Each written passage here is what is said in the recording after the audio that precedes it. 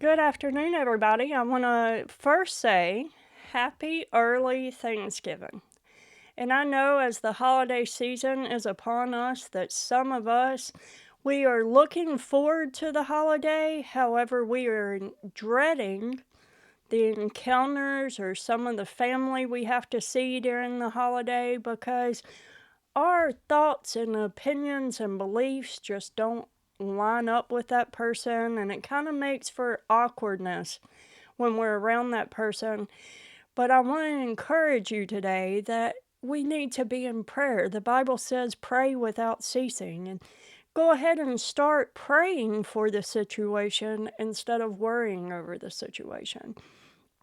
You see, God made us all special, and He made us all different. Could you imagine a world where we all were just like each other? You know, we often think about our kids are just like us, and we're like, oh, well, they're just like us. So we kind of butt heads sometimes. Well, imagine if a whole world was like us. We'd be more button heads than we do with the people that aren't like us.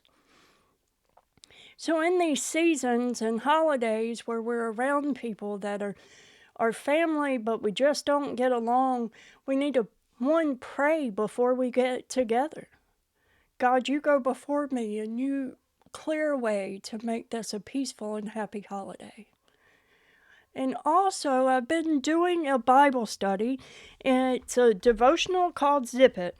And it's teaching in this devotional to use our words wisely, know when to speak and when not to speak. And today, their analogy was Barney Fife from Mayberry, and how Barney had a wireless hole puncher, as we call them, or a pistol on his side as a cop, but he had a tendency of firing it when it wasn't needed.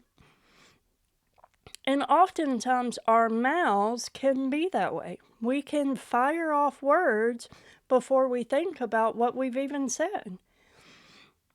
And the Bible talks about in Proverbs 17 and verse 27, he says, He that hath knowledge spareth his words, and a man of understanding is of an excellent spirit. In Hebrew, the word excellent spirit means a cool spirit that is calm, sedate, and not easily provoked. Before we meet up with family, we need to pray, God, let me be a knowledgeable person. Help me keep my words intact. Help me to think before I speak, and help me to show your love and kindness, and let me be that cool spirit.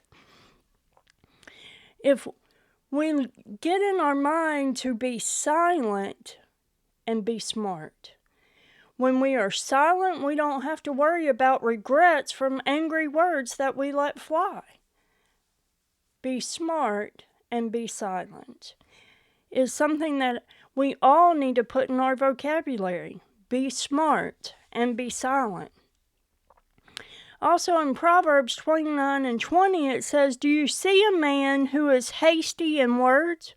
I'm sure we all have encountered it. We ourselves have been hasty in words.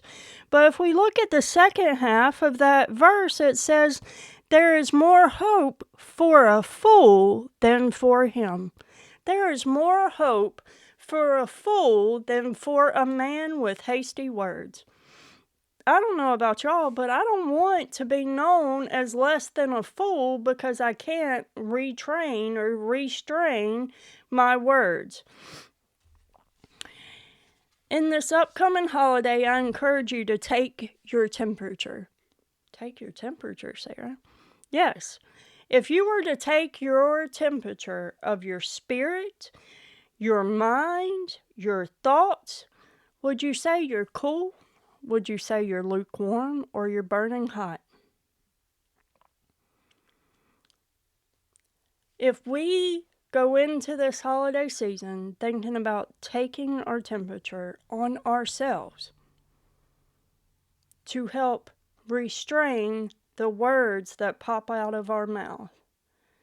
If we go into this season being thankful because these relatives are there for one more year with you to celebrate, instead of looking at the situations and being grateful for those around us, we can restrain and retrain our brain on the words we pop off. My question for you is, are you showing God's love in this holiday season? That family member that you may not get along with needs God's love just as much as you do.